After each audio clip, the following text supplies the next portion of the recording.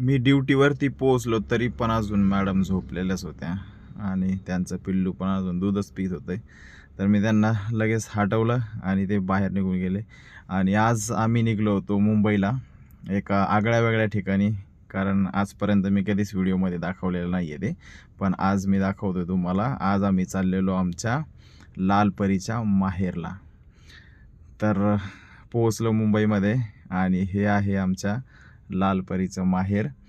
इथे आमची लालपरी येते थकून भागून, बरीच ड्युटी करून आणि पूर्ण शरीराची डागडुगी करून घेते. पार्ट चेंज होतात, एकदम तंदुरुस्त होऊन पुन्हा आपल्या आहे त्या डेपोत जाण्यासाठी सज्ज होते.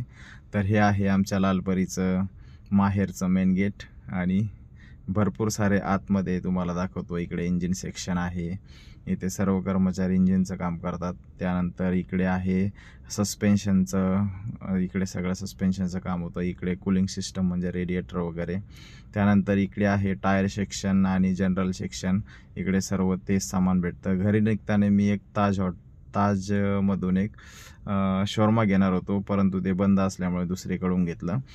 घराकडे निघलो, सर्व लालपरीचं सामान जमा केलं, आमच्या डेपोला लागतं तेवढं सगळं घेतलं आणि घराकडे निघलो. घरी गेलो. हेच एक ठिकाण आहे रेल्वे फाटक, की इथे माणूस 1 मिनिट थोडासा शांत उभा राहतो, नाहीतर दिवसभर धावपळ करत असतात माणसं. समोरच घराची खिडकी दिसते. 2 मिनिटातच घरी पोहोचलो आणि मस्त आराम केला. चला गुड नाईट.